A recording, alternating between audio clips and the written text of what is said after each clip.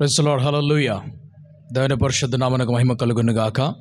కూడి వచ్చిన మీ అందరికీ ప్రభువైన యేసుక్రీస్తు నామములో శుభములు కలుగును గాక. పరిశుద్ధాత్మని కూర్చున్నటువంటి ధ్యానములలో గత వారము ఆత్మ సంబంధమైన వాడు, ఆత్మ లేని వాడి గురించి మనం ధ్యానం చేశాము. క్రీస్తు యేసును శాపగ్రస్తుడు అని పిలిచిన కొందరి గురించి, క్రీస్తు యేసును ప్రభువు అని పిలిచిన కొందరి గురించి మనం చూసాం. ఒక జనాంగము క్రీస్తు యేసును శాపగ్రస్తుడు అని పిలుస్తుంటే, మరొక జనాంగం ఉన్నది క్రీస్తు యేసును ప్రభువు అని పిలుస్తున్నది.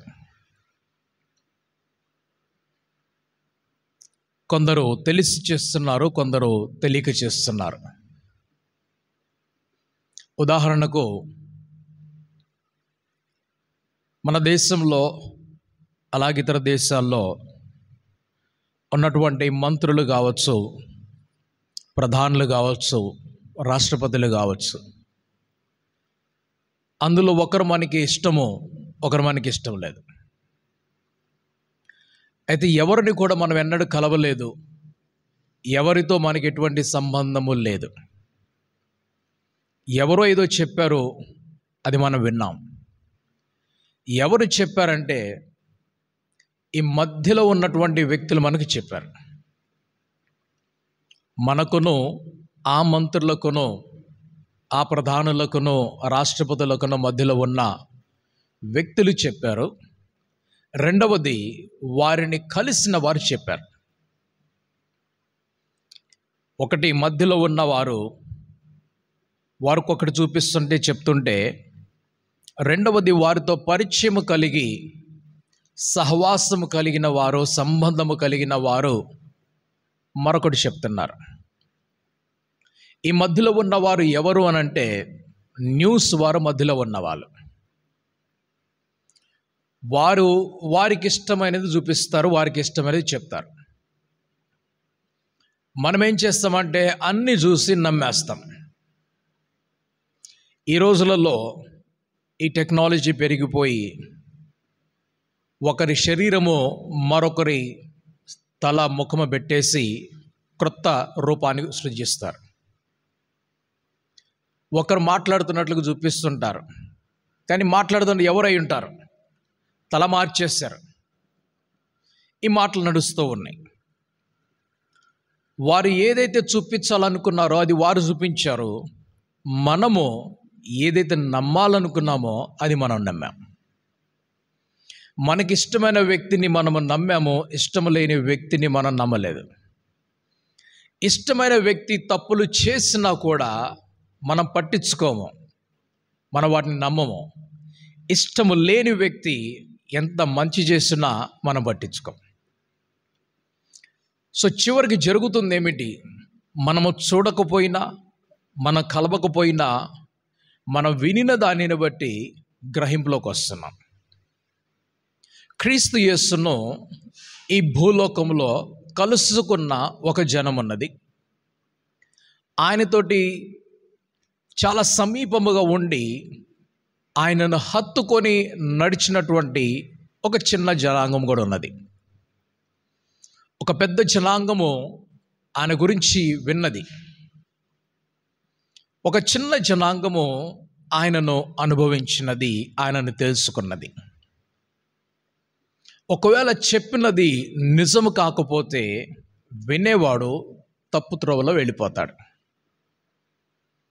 పరిసయ్యులు, శాస్త్రులు, సద్దుకయ్యులు లేక యూదులు వీరందరూ ఒక గుంపుగా ఉండి క్రీస్తుకు విరోధముగా చెప్పినప్పుడు వినిన వారు దానిని నమ్మి క్రీస్తును విరోధించటమును, క్రీస్తును ద్వేషించటమును, క్రీస్తును వ్యతిరేకించటమును, ఆయనను అవమానపరచడం చేశారు పనులు.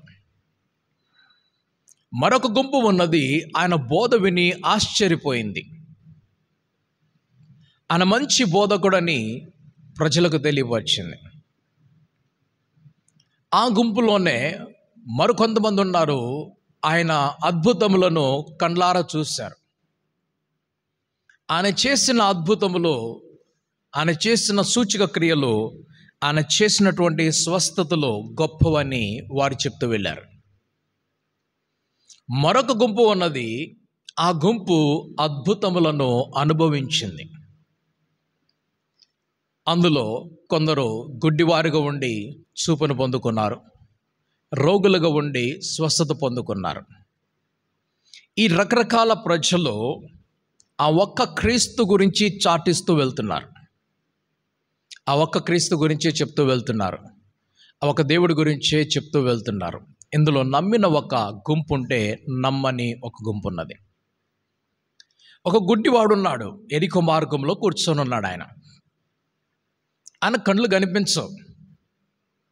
అయితే ఒక జన సమూహం అక్కడి నుంచి వెళ్తున్నట్లుగా, ఒక గుంపు వెళ్తున్నట్లుగా ఆ చప్పుడు, వారి పాదముల చప్పుడు, ఆ తర్వాత వారి నోటి మాటలు, కేకలు ఆ వ్యక్తికి వినబడినప్పుడు ఇక్కడేమి జరుగుతుందని ఆయన ప్రక్కన కూర్చున్న కండ్లున్నటువంటి ఒక వ్యక్తిని అడిగాడు.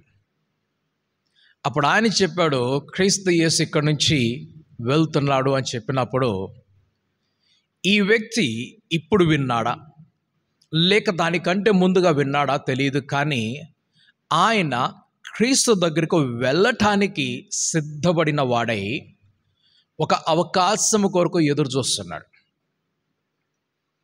ఆయన క్రీస్తుని కలుసుకోవాలని ఒక అవకాశం కోసం ఎదురు చూస్తున్నాడు. అవకాశము ఆయన దగ్గరికే వచ్చింది.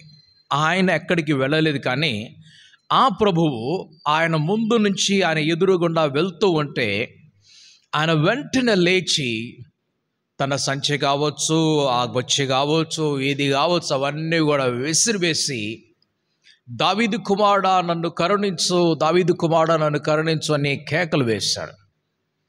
అప్పుడు క్రీస్తు యేసు ఆయన్ను పిలిచి, నీకేమి కావాలని అడిగినప్పుడు, నా కండ్లు తెరువు, నేను చూస్తే అదే నాకు చాలని చెప్పాడు.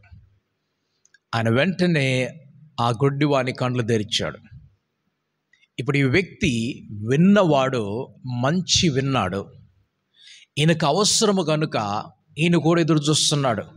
ఆ కుష్ఠరోగిని బాగు చేసిన ఆ క్రీస్తు యేసు, ఆ దావీదు కుమారుడు నాకు దొరికితే నా కండ్లు బాగోతాయి.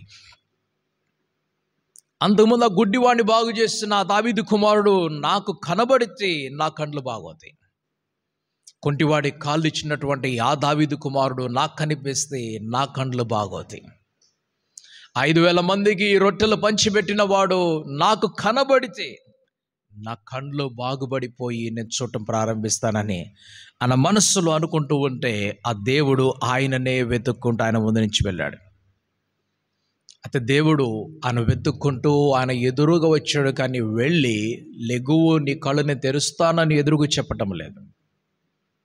ఆ దేవుడు మన దగ్గరనే మన ఎదురుగానే మన చుట్టూనే ఉంటాడు. ఆయన మనమే పిలవాలి. దావీదు కుమారుడా నన్ను కరుణించు అని ఆయన కేకలు వేసినట్లుగా మనము కేకలు వేసి చెప్పాలి, ప్రభువా నన్ను కనికరించు, నన్ను కరుణించు అని చెప్పాలి.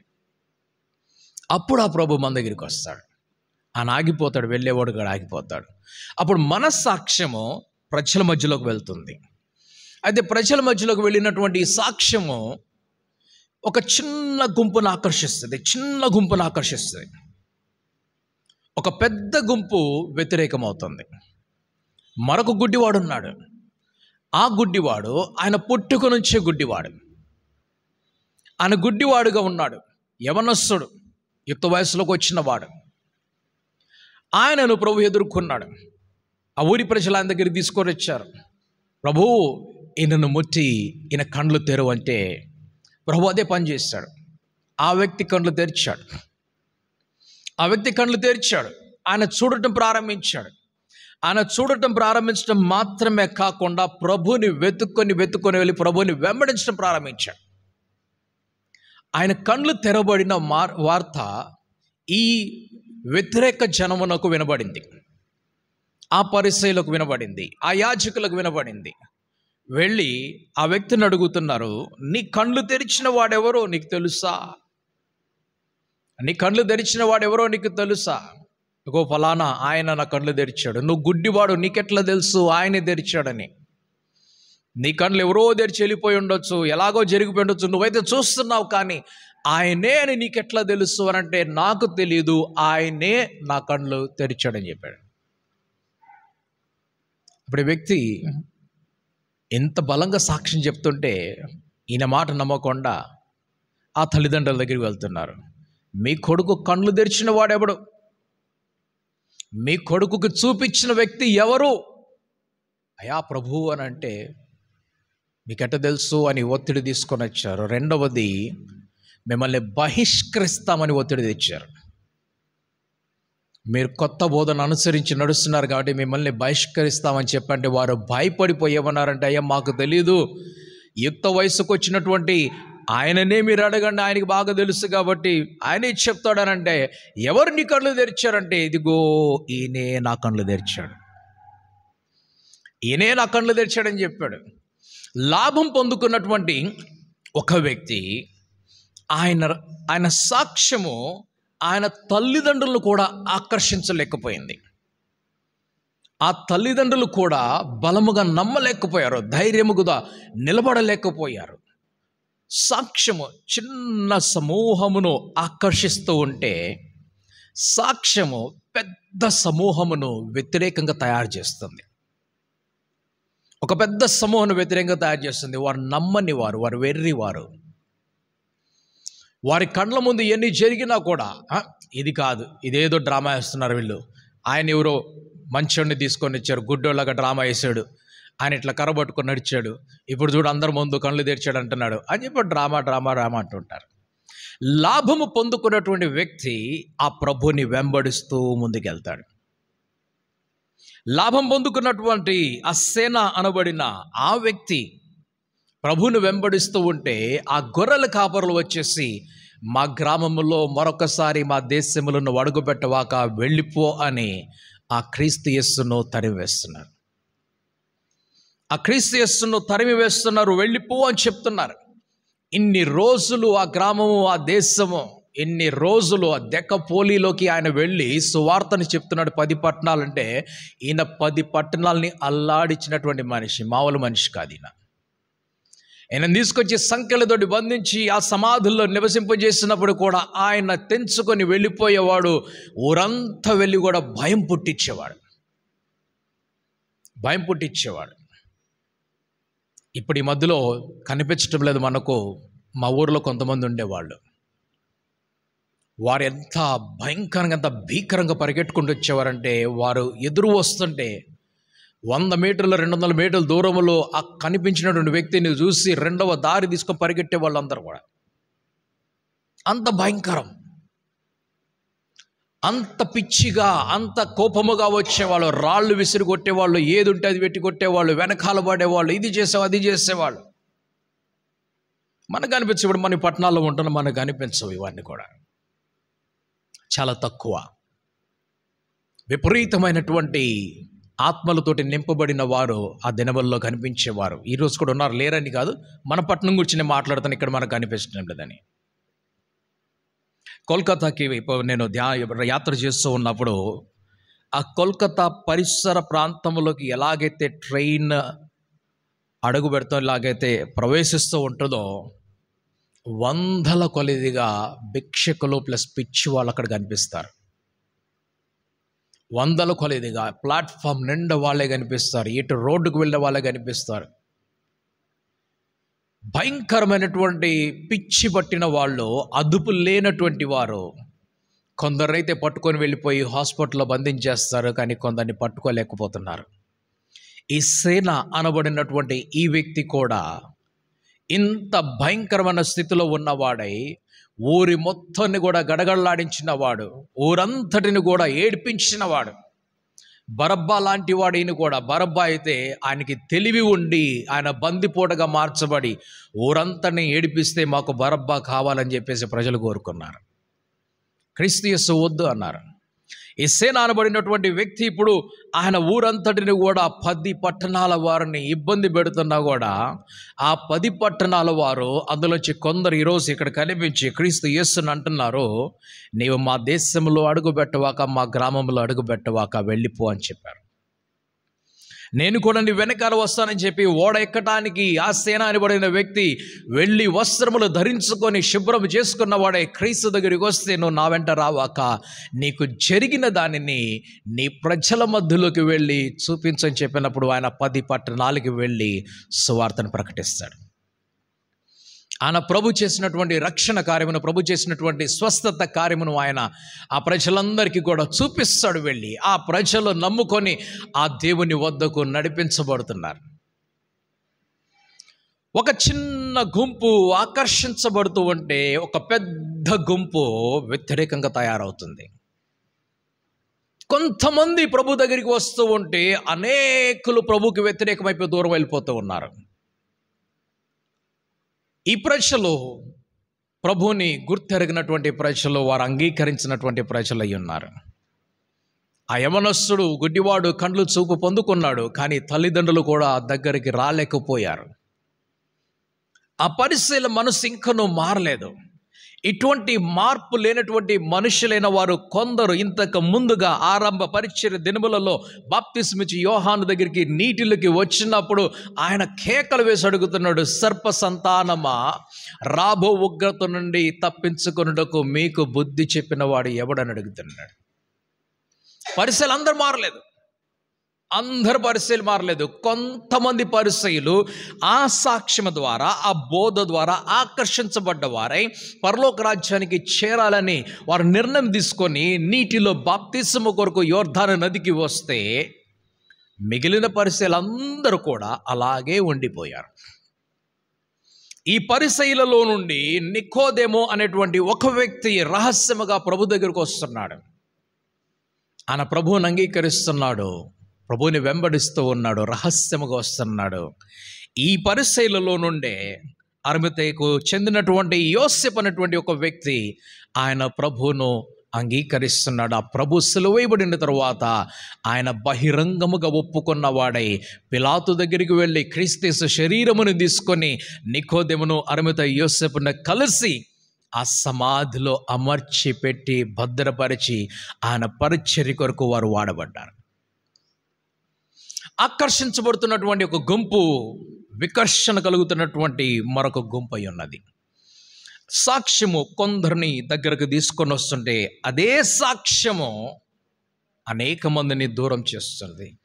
మీకు కలిగినటువంటి స్వస్థతను గురించి మీరు ప్రభు పేరట సాక్ష్యం చెప్పినట్లయితే సంఘములో ఉన్నవారు మీకు సంబంధించిన వారు, మనందరికి సంబంధించిన మనతో కలిసి సహవాసం చేసేవారు, లేక అదే విశ్వాసములో ఉండి ప్రభుని ఘనపరిచేవారు, అవును ఇది దేవుని కార్యం అని చెప్పి నమ్మి దేవుడికి స్తోత్రం అని చెప్తూ ఉంటే అదే క్రైస్తవ సమాజము ఇది ఏదో జరిగింది, ఏదో చెప్తున్నారంటారు. నమ్మకము అందరిది ఒకటి కాదు, విశ్వాసం అందరిది ఒకటి కాదు. రకరకాలైనటువంటి విశ్వాసములు కలిగినటువంటి ప్రజల మధ్యలో ఆ దేవుడు స్వయముగా దిగివచ్చాడు. ఆ దేవుడు నేడు మనలందరినీ కూడా నిలబెట్టాడు. మన సాక్ష్యము అది ఆకర్షించిన, అది దూరము చేసిన మన సాక్ష్యం మాత్రం బయటికి వెళ్ళాలి. ఆ ప్రభు పేరట ఆయన దగ్గర నుంచి మనం పొందుకున్న ప్రతి దాని విషయమై సాక్ష్యం మనం చెప్పాలి, ప్రజలకు తెలియపరచాలి. మనం 2 గుంపులను చూస్తాము ఈ యొక్క లేఖన భాగంలో. ఒక భాగం వచ్చేసి క్రీస్తు యేసు శాపగ్రస్తుడు అని చెప్తుంటే, మరొక గుంపు ఆయనను ప్రభువు అని చెప్తున్నది. సో దీనికి హేతువుగా అనేకమైనటువంటి ఉదాహరణలు మీకు తెలియపరిచాను నేను. మనకి చెప్పిన వాటిని, మనకి తెలియపరిచిన వాటిని, మనము చూసి కూడా నమ్మలేని వాటిని మనం కొన్నిసార్లు అబద్ధముగా తీసుకొని జనులకు ప్రచురిస్తూ వెళ్ళిపోతాం. మనకు తెలియపరిచినటువంటి దానిని, మన కళ్ళ ముందు జరిగినటువంటి దానిని, దూరముగా ఎక్కడో జరిగినది మనకు వినబడినది, ఆ వినబడినటువంటి దానిని గ్రహించి మన ప్రభు విశ్వాసంలో ముందుకు నడుస్తూ ఉంటే ఇప్పుడు చెప్పినటువంటి లిస్ట్ అంతా కూడా విని నమ్మిన వారై ఉన్నారు. ఇప్పుడు నేను చెప్పినటువంటి లిస్ట్ అంతా కూడా విని నమ్మిన వారే. ఆ గుడ్డి వాడికి ఎవరో చెప్పారు, దావీదు కుమారుడి నుంచి వెళ్తున్నాడు మెస్సయ్య, క్రీస్తు నుంచి వెళ్తున్నాడు అని చెప్పేసి ఆయన నమ్మాడు. అందుకు దావీదు కుమారుడా నన్ను కరుణించు అని కేకలు వేసుకొని ఆయన ముందుకు వెళ్తున్నాడు. పరిశుద్ధ లేఖనాల్లో మన ధ్యానమును ఇలాగే మనం ముందుకు కొనసాగిస్తూ ఉందాం. కొరింథీయులకు రాయబడినటువంటి మొదటి పత్రికలో మనం ఉన్నాము, 12వ అధ్యాయములో ఉన్నాము. కొరింథీ సంఘానికి రాసినటువంటి ఆ పత్రిక, అందులో మొదటి పత్రికగా మొదటిసారి పౌలు రాసినటువంటి కొన్ని విషయములు, రెండవసారి రెండవ పత్రిక రూపంలో రాసినటువంటి కొన్ని విషయములు ఉన్నాయి. రెండు ఒకటే కాదు. మొదటిసారి ఆయన ముందుకు వచ్చినటువంటి ప్రశ్నలు, ఆయన ముందుకు వచ్చినటువంటి సమస్యలు, ఆయన ముందుకు వచ్చినటువంటి అవసరతలను బట్టి ఆయన ఆ సంఘాన్ని సంబోధిస్తూ రాసినటువంటి మాటలు. అది ఈ మాటలు కేవలం ఆ సంఘానికి మాత్రమే చెందినవి కాకుండా ఇవి సార్వత్రిక సంఘమునకు అనగా మనందరికీ కూడా సంబంధించినవిగా కనిపిస్తూ ఉన్నాయి. ఈ సంఘము, కొరింథీ సంఘము ఆ దినములలో సజీవముగా ఉన్నటువంటి ఆ సంఘముతోటి మాట్లాడుతున్నాడు పౌలు. సజీవంగా ఉన్నటువంటి ఆ ప్రజలతోటి మాట్లాడుతున్నాడు. ఎవరి ప్రజలు అని మనం చూసినప్పుడు ఈ ప్రజలలో ఈ కొరింథీలో ఉన్నవాళ్ళు కావచ్చు, ఎఫెస్లో ఉన్నవాళ్ళు కావచ్చు, కొలస్సీ అనేటువంటి సంఘంలో ఉన్నవారు కావచ్చు, తెస్సలోనిక అనే ప్రదేశంలో ఉన్నారు కావచ్చు, అలాగే ఇంకేదన్నా పత్రిక మనం చూస్తున్నప్పుడు గలతీ పత్రికలో చూస్తున్నాము, గలతీ అనేటువంటి ఫిలిప్పీ అనేటువంటి ప్రదేశంలో సంఘాల్లో ఉన్నటువంటి ఆ ప్రజలు ఉన్నారు. అయితే వీరందరూ కూడా యెరూషలేమునకు వచ్చిపోతుండేవారు. ఇందులో యూదులుగా ఉన్నవారు ఖచ్చితముగా వచ్చి వెళ్ళాలి. రెండవది, యూదయ మతమును ధరించుకున్నవారు, యూదులు కాక అన్య మతస్థులైన వారు యూదయ మతమును ధరించుకున్నవారై ఆ దేవుడి దగ్గరికి నడిపించబడిన వారు కూడా ధర్మశాస్త్రమునకు లోబడి ఉన్నారు కనుక ధర్మశాస్త్ర ప్రకారముగా ఆ బలులను అర్పించడానికి, ఆ పండుగలను చేయడానికి వారు ఈ యెరూషలేమునకు వస్తూ పోతూ ఉండేవారు. ఇందులో కొంతమంది క్రొత్తగా వచ్చిన వారెన్నడూ యెరూషలేముకు వెళ్ళలేదు, వారెన్నడూ ధర్మశాస్త్రం దగ్గరికి వెళ్ళలేదు, వారెన్నడూ కూడా యూదయ మతమును అంగీకరించకుండా వారు నేరుగా క్రీస్తు యేసుని ధరించుకొని సంఘములో చేర్చబడ్డారు. యూదయ మతము నుండి వచ్చినటువంటి యూదులైన వారు క్రీస్తుని ధరించుకున్న క్రైస్తవులు ఒక గుంపు, ఇతర మతాల నుంచి వచ్చినటువంటి వారు యూద మతమును ఆచరించి ఆ దినములలో ఆ ధర్మశాస్త్రం మేము పాటిస్తామంటే ఆ బైబిల్ మేము పాటిస్తాము. ఈ ధర్మశాస్త్రం అంటే ఆ లేఖన భాగము, అంటే ఈ రోజుల్లో బైబిల్ మనది, ఈ గ్రంథాన్ని మేము పాటిస్తామని చెప్పేసి నిర్ణయం తీసుకొని వచ్చినటువంటి అన్యజనులై ఉన్నారు. ఒకవేళ ఎవరన్నా క్రైస్తవులుగా ఉన్నవారు ఎప్పుడు మారు మనసు పొందుకొని నేను ఇక మీదట ఈ పరిశుద్ధ గ్రంథమైనటువంటి హోలీ బైబిల్ని నేను అనుసరించకుండా నేను ఆ భగవద్గీతనో లేకంటే ఖురాన్లో నేను అనుసరిస్తానని తీర్మానం తీసుకుంటే, లేక ఆ హిందూయిజంలోకి నేను వెళ్తానని, ఆ ఇస్లాంలోకి నేను వెళ్తాను అనుకున్నట్లయితే, ఇస్లాంలోకి వెళ్ళినటువంటి వ్యక్తి చదివే పుస్తకాన్ని మార్చేయాలి, ఆయన బైబిల్ని పక్కన పెట్టేసి ఖురాన్ తీసుకుని వెళ్ళాలి. హిందూయిజంలోకి వెళ్ళినటువంటి వ్యక్తి బైబిల్ని ప్రక్కన పెట్టేసి భగవద్గీతని తీసుకొని ముందుకు వెళ్తున్నాడు.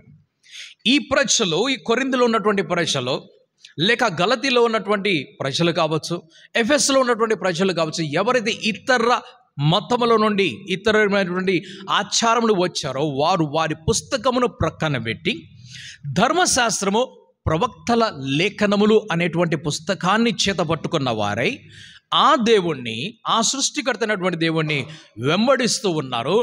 వారిలో ఈ సువార్త వారి దగ్గరికి పంపించబడినప్పుడు వారి క్రొత్త నిబంధన భాగమైనటువంటి క్రీస్తు యేసును తమ రక్షకునిగా, తమ ప్రభువుగా ఒప్పుకున్న వారై నడిపించబడుతున్నారు.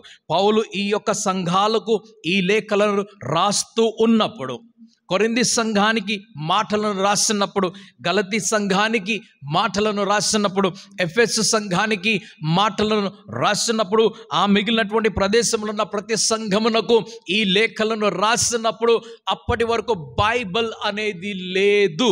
ఆ బైబిల్ భాగం ఎలాగున్నది అంటే పంచగ్రంథములైనటువంటి ఆ ధర్మశాస్త్రము, ఆ తర్వాత ప్రవక్తల లేఖనములు, ఆ తర్వాత జ్ఞానవాక్యములైనటువంటి ఆ యొక్క సామెతలు అటువంటివి కనిపిస్తూ ఉన్నాయి. అక్కడ వరకే, అది బైబిల్గా అమర్చబడలేదు. క్రొత్త నిబంధనకు సంబంధించినటువంటి ఏ విషయములు కూడా లిఖిత రూపంలో వారి దగ్గర లేవు.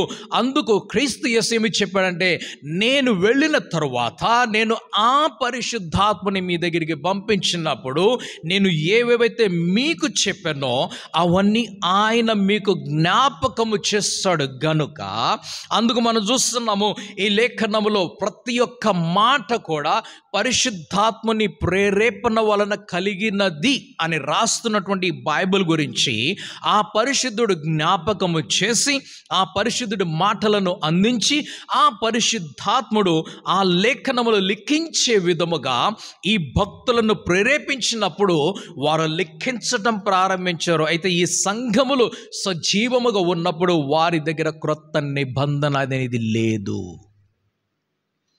మన దగ్గర కూడా మీ యొక్క చిన్న వయసులో మీరు చూసినట్లయితే మీ అందరి చేతిలో కూడా ఫుల్ బైబిల్ లేదు. ఈ బైబిల్ కూడా ఎవరో ఒకరి దగ్గర, ఇద్దరి దగ్గర కనిపించేది ఫుల్ బైబిల్. మిగిలిన వారి దగ్గర చిన్న చిన్న జిరాక్స్ కాపీలు, అంటే అప్పుడు సైక్లో స్టైల్ తీసినటువంటి పేపర్లో వచ్చినటువంటి మత్తయి సువార్త అని వేరుగా వచ్చేది, మార్కు సువార్త వేరుగా ఒక చిన్న బుక్ వచ్చేది, లూకా సువార్త ఒక చిన్న బుక్గా వచ్చేది, ఆ తర్వాత యోహాను సువార్త ఒక చిన్న బుక్గా వచ్చేది. వేరువేరుగా వచ్చేవన్నీ కూడా. ఆ బుక్స్ అన్నిటిని కూడా అమర్చేసి వాటిని జత చేసి నేడు ఈ బైబిల్ సొసైటీ ఆఫ్ ఇండియా, ఆ తర్వాత కొన్ని సంస్థలు ఉన్నాయి, అన్నీ కలిసి మనకు సంపూర్ణమైనటువంటి పరిశుద్ధ గ్రంథమును ఒక్క పుస్తకములోనే అమర్చి 66 పుస్తకాలు మన చేతిలోకి ఇచ్చారు. ఈ సంఘముల వారు ఆ దినములలో తప్పులు చేశారు. ఈ సంఘముల వారు ఆ దినములలో సందేహాల్లో ఉన్నారు. ఆ దినములలో వారు చెడుతనములో జీవించారు, పాపములో జీవించారు. సంఘములో ఎలా జీవించాలో వారికి తెలియటం లేదు. అందుకు ఈ భక్తులు, క్రీస్తు యేసు యొక్క శిష్యులు, అపోస్తలులు వారు లేఖలను రాసి వారికి పంపించి దీని ప్రకారముగా మీరు జీవించండి చెప్తున్నారు. ఇప్పుడు మనమందరము కూడా ఈ లేఖనాలను చదువుకొని ఈ లేఖనముల ప్రకారముగానే జీవించాలి. అయితే నేటి ప్రపంచం అంటే నేటి క్రైస్తవ ప్రపంచము ఈ లేఖనాలను ఏవి కూడా చేత పట్టుకోకుండా, లేఖనాలు లేకుండా కేవలం ప్రభువైన యేసుక్రీస్తు నామమును, తండ్రి అయినటువంటి దేవుని నామమును, పరిశుద్ధాత్ముడైనటువంటి దేవుని నామమును వాడుకుంటున్న వారై మిడి జ్ఞానంతో, అంటే పైన జ్ఞానంతో, కొంచెం ఇక్కడ అక్కడ తిన్నటువంటి జ్ఞానముతోటి, వారు సంపాదించిన జ్ఞానముతోటి సంఘాలను నడిపిస్తూ ఉంటే సంఘములో వెర్రి చేష్టలు వచ్చేసాయి, సంఘములో తప్పు చేష్టలు వచ్చేసాయి, సంఘములో దేవుడు లేకుండా, దేవుని వాక్యము లేకుండా మిగిలినటువంటి అన్ని పనులు సంఘములో చోటు చేసుకొని అస్సలైనటువంటిది మనుష్యుడు కేవలం రొట్టె వలన మాత్రమే కాదు, కానీ దేవుని నోట నుండి వచ్చే ప్రతి మాట వలన జీవిస్తాడనేటువంటి ఆ వాక్యమును బయటికి డోర్ చూపించి పంపించేశారు. లేదు, ఈరోజు సంఘాల్లో వాక్యము లేదు. సంఘములలో వాక్యం లేకపోవడానికి కారణం ఏమిటంటే సంఘము నడవవలసినటువంటి త్రోవను చూపించేటువంటి లేఖన భాగముల దగ్గరికి ఎవరు కూడా వెళ్ళరు. ఎక్కడి వరకు వెళ్తున్నారంటే గుడ్డివాడికి చూపించే వరకు వెళ్తున్నారు, కొంటివాడికి కాళ్ళు ఇచ్చే వరకు వెళ్ళిపోతున్నారు. ఎందుకనంటే ఆ గుడ్డివాడి సాక్ష్యము, ఆ కాళ్ళు ఇచ్చేవారు అందరికి అవసరమే. స్వస్థత కావాలి, అవయవం లేని వారికి అంగము, లేని వారికి అంగములు దొరకాలి, ఆరోగ్యం లేని వారికి ఆరోగ్యము కలగాలి. అంత మాత్రం అని చెప్పేసి అదొక్కటే పట్టుకొని స్వస్థత అనుకొని వెళ్ళిపోతూ ఉంటే నీవు చర్చ్ నడిపిస్తున్నావా, లేకుంటే రోగుల హాస్పిటల్ నడిపిస్తున్నావా? చర్చ్ నడిపించేటప్పుడు చర్చ్లో దేవుని సజీవమైనటువంటి వాక్యం ఉండాలి. ఆ వాక్యమే ఆ విశ్వాసమును కూడా పుట్టించుకొని ఆ వాక్యము వారిని స్వస్థతలోకి నడిపిస్తుంది. ఒకటే మాట చెప్తూ ఉంటే రోజు పప్పు అన్నమే పెడుతున్నారు.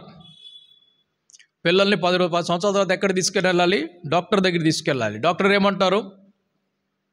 ఏమి తినిపిస్తున్నారు అంటే పప్పు అన్నమే తింటాడండి. ఏం పప్పు అన్నం తప్ప ఇంకేం తిందండి? ఓకే, పొట్టి పప్పు అన్నం తింటే మరి ఆ పప్పులో ఉన్న, ఆ అన్నములో ఉన్న ఆ కార్బోహైడ్రేట్స్, ఇంత విటమిన్స్ తప్ప ఇంకేం దొరుకుతాయి? శరీరానికి అన్నీ కావాలి కాబట్టి ఏం చేయాలి? అన్నీ తినాలి. కేవలం స్వస్థత, కేవలం అద్భుతం, కేవలం అవి కావాలి. ఎక్కడ? అవి సువార్త కూటములలో కావాలి. సువార్త కుటుంబంలో కావాలి. క్రీస్తు యేసు ఆయన స్వస్థతలు అవసరమును బట్టి చేశాడే కానీ ప్రజలను ఆకర్షించడానికి ఎక్కడ కూడా స్వస్థత చేయలేదు. ఆ ప్రభువైన క్రీస్తు ఒక గుడ్డివాడిని చూసి, ఈ గుడ్డివాడిని నేను బాగు చేశానంటే ఇంతమంది నా వెనకాల వస్తారని చెప్పి ఆయన అలా చేయలేదు. ఆయన ప్రజలను దేవుని వాక్యము చేత ఆకర్షించాడు. రోగులను ఆయన వారి అవసరమును, వారి కష్టమును తీర్చడానికై ఆయన వారిని ముట్టుకొని స్వస్థపరిచాడు.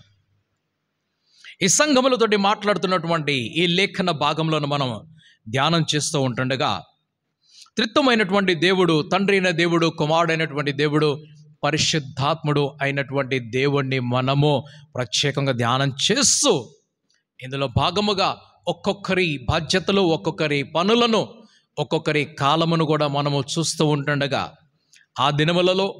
ఈ దినములలో పంచగ్రంథములు ధర్మశాస్త్రముగా, ఆ ప్రవక్త లేఖనములు ఒక పుస్తకముగా ఉండి, అవన్నీ కూడా ఒకవేళ మీరు చూస్తున్నట్లయితే క్రీస్తు యేసు నజరేతులోకి వచ్చినప్పుడు, ఆయన ఆలయంలో కూర్చున్నప్పుడు ఆయన యెషయా గ్రంథమును చదువుతున్నాడు. ఆ చుట్ట, యెషయా గ్రంథము చుట్ట, అది ఇచ్చి చదివిన తర్వాత దాన్ని చుట్టేసి ప్రక్కన పెట్టారు. ఇర్మియా గ్రంథం ఉన్నట్లయితే ఆ చుట్ట తీసుకొని వస్తారు. ఆ చుట్టలన్నిటి పేరు చుట్ట అని అంటే చుట్టినటువంటి పుస్తకం అది. ఓకే, ఆ చుట్ట తీసుకొని వస్తున్నారు. ఓకే, ఆ యెషయా రాసినటువంటి లేఖనములు, ఆయన పలికినటువంటి మాటలు, అవి లిఖించినటువంటి భాగములన్నీ కూడా ఒక గ్రంథములో ఉన్నాయి. దానిలాగా కట్టేసి మరల ప్రక్కన పెడుతున్నారు. యెహెజ్కేలు గ్రంథము, అలాగే ఇర్మియా గ్రంథము, ఇవన్నీ గ్రంథములుగా, ప్రవక్తల లేఖనములు ఇవన్నీ కూడా. పంచకాండములు అని అంటే ఆదికాండము, నిర్గమకాండము, లేవీకాండము, సంఖ్యాకాండము, ద్వితీయోపదేశ కాండము. దీనిని ధర్మశాస్త్రం అంటారు. ఈ 5 పుస్తకాలని ధర్మశాస్త్రం అంటారు. ఈ 5 పుస్తకాలను ధర్మశాస్త్రం. యెషయా, ఇర్మియా, యెహెజ్కేలు, దానియేలు, హబక్కూకు, వీళ్ళందరూ కూడా ప్రవక్తలు. ఏమంటున్నాడు? అబ్రహాము ఆ ధనవంతుడితో ఏమంటున్నాడు? నీ తండ్రి ఇంట లాజరు వెళ్ళవలసిన అవసరం లేదు. ఎందుకంటే నీ తండ్రి ఇంట్లో ఎవరున్నారు? ధర్మశాస్త్రమును, ప్రవక్తలను ఉన్నారు. మోషే అంటే అర్థం ఏంటి? మోషే అంటే పంచకాండము అంటే ధర్మశాస్త్రం ఒకటే.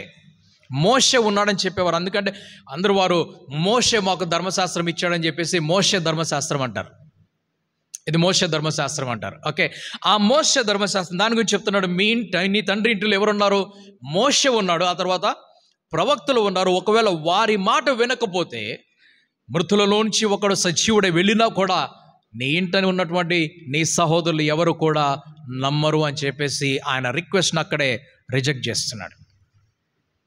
ఈ పంచగ్రంథములు కలిగినటువంటి ఆ సమయంలో, లేక ధర్మశాస్త్రం కలిగినటువంటి ఆ సమయంలో ప్రభువును అనుసరిస్తున్నటువంటి ఒక గుంపు ఆ తండ్రి అయినటువంటి దేవుణ్ణి ఆరాధించే గుంపు. అయితే ఆయనను తండ్రి దేవుడిగా ఆరాధించలేదు. ఆయన ఎన్నడూ కూడా తండ్రి అని వారు పిలవలేదు. గమనించాలి ఈ మాటని.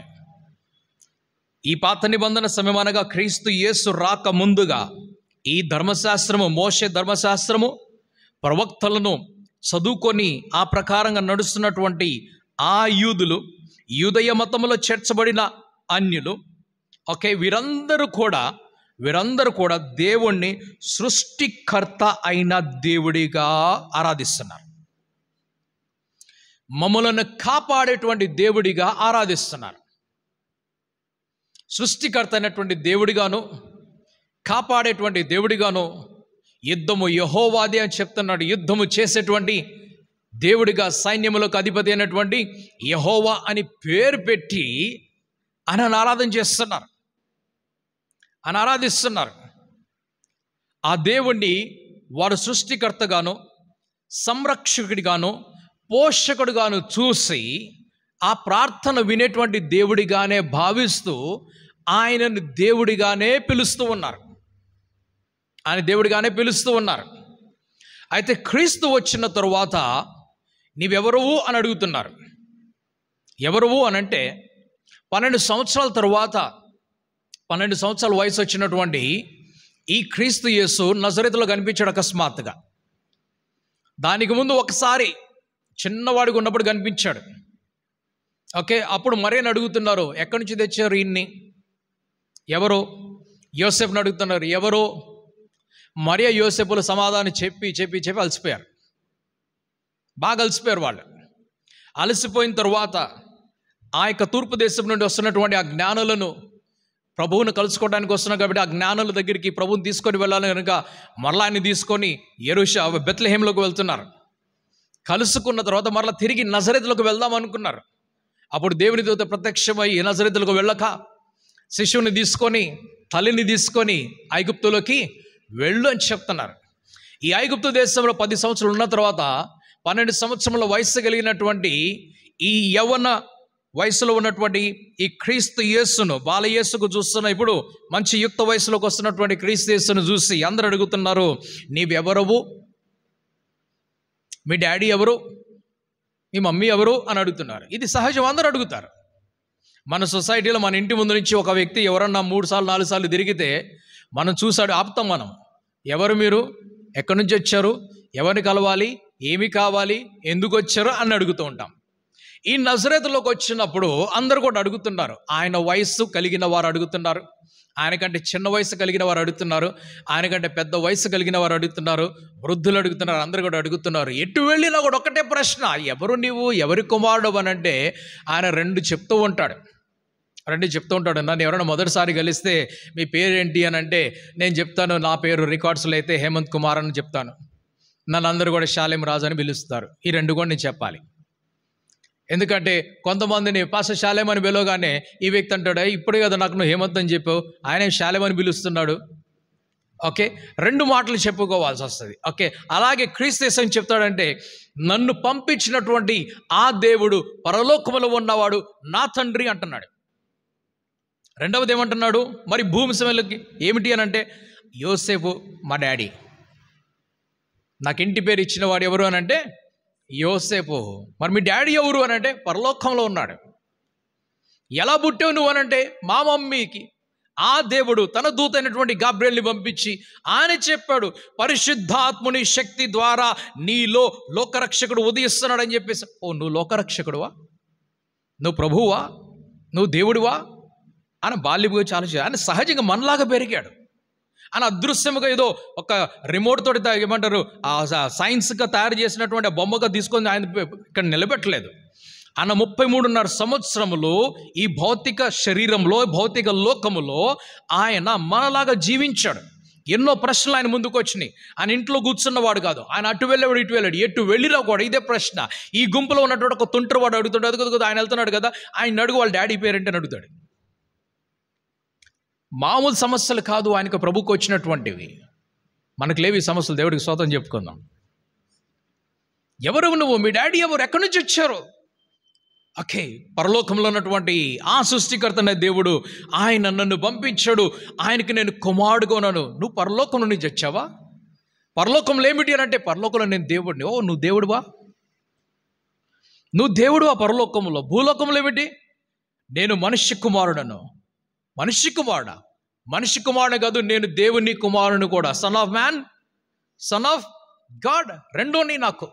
2 చెప్పుకుంటూ తిరిగేవాడు ఆయన. 33.5 సంవత్సరాలు కష్టపడ్డాడు ప్రభు. ఈ మాట చెప్పుకుంటూ వెళ్తూ ఉన్నాడు. ఆయన ఈ భూలోకములో ఆ దినమున ఆ ప్రజలను ఎదుర్కొని అనేకమైనటువంటి ప్రశ్నలకు సమాధానములు చెప్తూ ఉన్నాడు.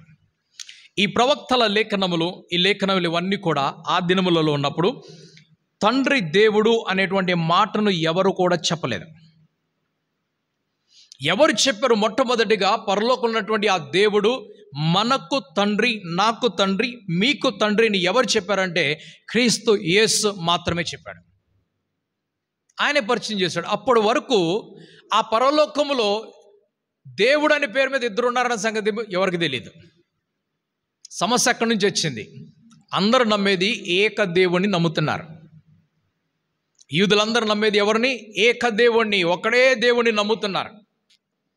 త్రిత్వములో మనం నమ్మేది కూడా ఏక దేవుణ్ణి నమ్ముతున్నాం. అయితే క్రీస్తు యేసు వచ్చేసి ఆయన దేవుడు, నేను కూడా దేవుడు అని చెప్పాడు. సమస్య అయిపోయింది. ఇప్పటివరకు మేము చూసింది ఒకడే దేవుణ్ణి, మీరైతే చూపించేది నువ్వు ఇద్దరు దేవుళ్ళు. ఎందుకంటే అప్పుడు ఆ దేశంలో, ఇప్పుడు మనం చదువుకున్నటువంటి ఆ లేఖనములో మూగ విగ్రహములు వస్తున్నాయి.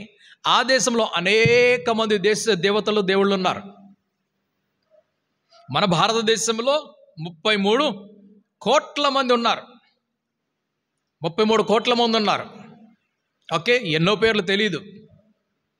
1 కోటి కాదు కదా, 100 పేర్లు కూడా సరిగా ఎవరికి తెలియదు. కాకపోతే వారి విశ్వాసం ఏమిటంటే భారతదేశంలో 33 కోట్ల మంది దేవుళ్ళు దేవతలు ఉన్నారని చెప్తూ ఉంటే, యూదులు రూఢిగా నమ్మి గట్టిగా బలముగా వాదించి ప్రజలతోటి పోరాడే విషయం ఏమిటంటే దేవుడు ఒక్కడే, దేవుడు ఒక్కడే, దేవుడు ఒక్కడే అని చెప్పేవాళ్ళు.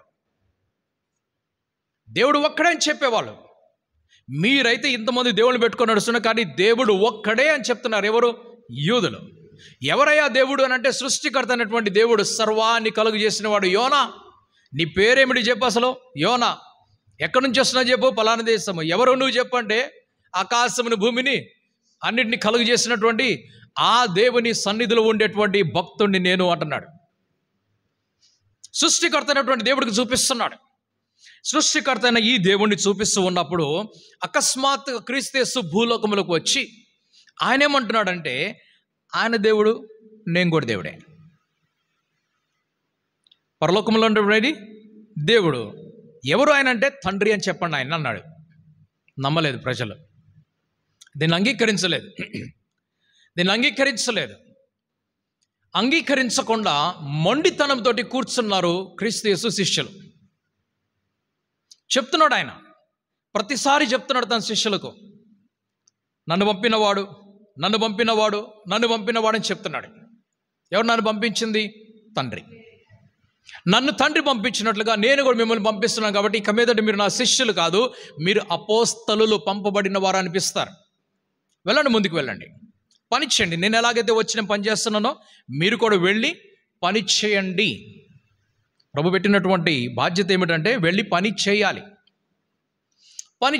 ఓకే, ఇప్పుడు క్రీస్తు యేసు అంటున్నాడు, పరలోకంలో ఉన్నటువంటి ఆ దేవుడు ఉన్నాడు కదా, ఇప్పుడు మీరు ప్రార్థన నేర్పించమని అడుగుతున్నారు. ఇప్పుడు శిష్యులు వచ్చేసారు లాస్ట్కి.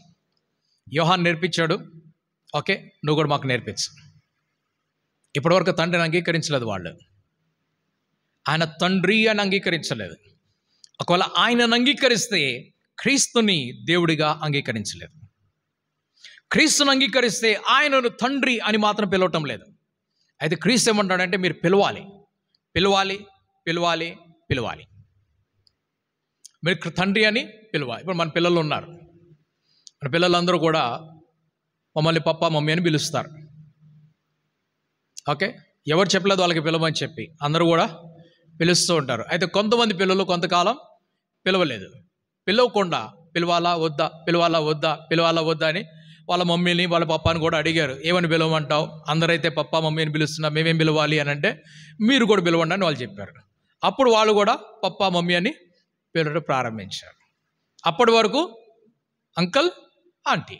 ఓకే, సో క్రీస్తు ఏమంటే ఈరోజు వరకు మీరు ఆయనను తండ్రి అని పిలవటం లేదు.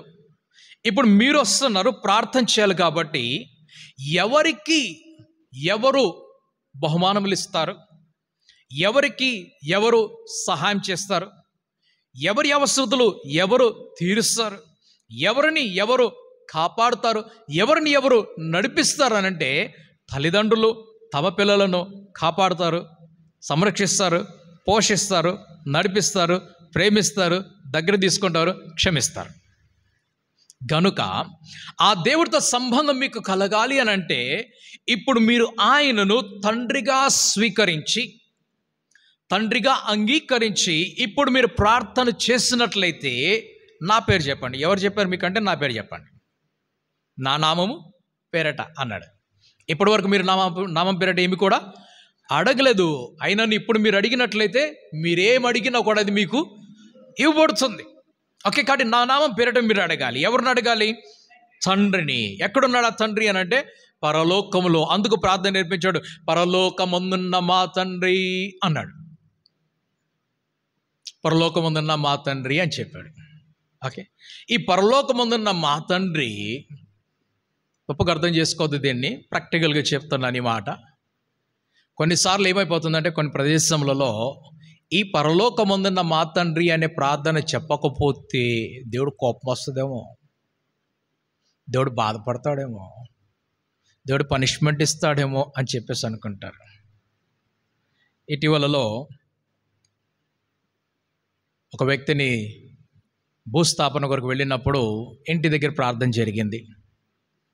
ఇంటి దగ్గర ప్రార్థన జరిగి సహజంగా పాటలు పాడతాం, మనం వాక్యం చదువుతాము, 2-3 మాటలు వాక్యం చెప్తాము, ఓదార్పు కొరకు ప్రార్థన చేస్తే అక్కడ అయిపోయిన తర్వాత పరలోకమందున్న మా తండ్రి ప్రార్థన వచ్చేసింది. అక్కడ నుంచి సెమెట్రీలోకి వెళ్ళి చేపల్లోకి వెళ్ళి మరలా అక్కడ పెడతారు కదా, బాడీ పెట్టిన తర్వాత మరలా ప్రార్థన జరుగుతుంది కదా, ఆరాధన జరుగుతుంది. మరలా అక్కడ పరలోకమందున్న మా తండ్రి జరిగింది. అక్కడ నుంచి గుంట దగ్గరికి వెళ్ళినప్పుడు గుంట దగ్గర ప్రార్థన అయిపోయిన తర్వాత మరలా లాస్ట్లో పరలోకమందున్న మా తండ్రి మళ్ళీ కూడా వచ్చేసింది. ఆ తర్వాత ఆశీర్వాదాలతోటి ఎన్నిసార్లు ఏం చేయండి, నో ప్రాబ్లం. కాకపోతే ఏమి చేస్తున్నావు అందులో ఏమి చేస్తున్నావు, అసలు ఏమున్నాయి అందులో? నీ రాజ్యం వచ్చును గాక, నీ చిత్తం పరలోకం నెరవేర్చినట్టు భూమి అందరూ కూడా నెరవేరుగాక. ఆ తర్వాత మా అందిన ఆహారము నేడు మాకు దయచేము, మా రుణస్థలం మేము క్షమించిన ప్రకారము మా రుణం నువ్వు క్షమించము, మమ్మల్ని శోధనలోనికి తీసుకొని రాక దుష్టు నుండి తప్పించము, ఎందుకంటే రాజ్యం కూడా నీదే, శక్తి కూడా నీదే, మహిమ కూడా బలము కూడా నీదే. అవన్ అయిపోయింది అని చెప్తున్నాను. ఓకే, ఇది ఎట్లా ఉంటుందంటే కొన్నిసార్లు కొసురు వేసినట్టు ఉంటుంది. తూకం వేసిన తర్వాత మళ్ళీ కొంచెం ఒరెక్ టమాటా డాలో అంకల్ అంటాం. ఓకే, సో చేయాలి ప్రార్థన. కానీ ప్రభు ఏం చూపించాడు ఇక్కడంటే, మీరు ఒకవేళ పరలోకం నుండి ఏమన్నా సంపాదించుకోవాలనుకుంటే ఆ దేవుడికి మీరు పిల్లలుగా మార్చబడండి. ఆ దేవుడికి మీరు పిల్లలుగా మార్చబడండి. చిన్న పిల్లలు, మాటలు రాని పిల్లల్ని అడాప్ట్ చేసుకుంటున్నాం మనము, వాళ్ళు మమ్మీ డాడీ అని పిలుస్తారు, మమ్మీ డాడీ అని పిలుస్తారు. ఒకవేళ ఈ వయసుకు వచ్చిన పిల్లల్ని మీరు అడాప్ట్ చేసుకుంటే మిమ్మల్ని మమ్మీ డాడీ అని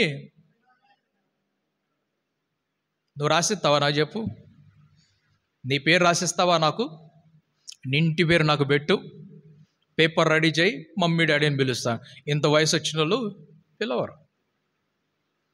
ఆ పరలోకంలో ఉన్నటువంటి ఆ దేవుణ్ణి తండ్రిగా వీరు స్వీకరించటం లేదు. ఏమంటున్నాడంటే, మీరు దత్తతుగా వచ్చిన అబ్రహాము సంతానముగా వచ్చినా కూడా, మీరు అబ్రహాము సంతానమే, మీతోని మాట్లాడుతున్న యూదులతోటి మీరు అక్కడికి వెళ్ళాలి అని అంటే మీరు అబ్రహామును పక్కన పెట్టేయాలి. ఎందుకంటే అబ్రహామును సృజించినటువంటి దేవుడు అబ్రహాముకి కూడా తండ్రియే. కాబట్టి మీరేం చేయాలి? ఇప్పుడు నేరుగా వెళ్ళాలి. మేము అబ్రహాము సంతానము. బాప్తిస్మ యోహాను అంటున్నాడు, మేము అబ్రహాము సంతానం అని చెప్పి మీరు అనుకుంటున్నారు. అనుకోదు.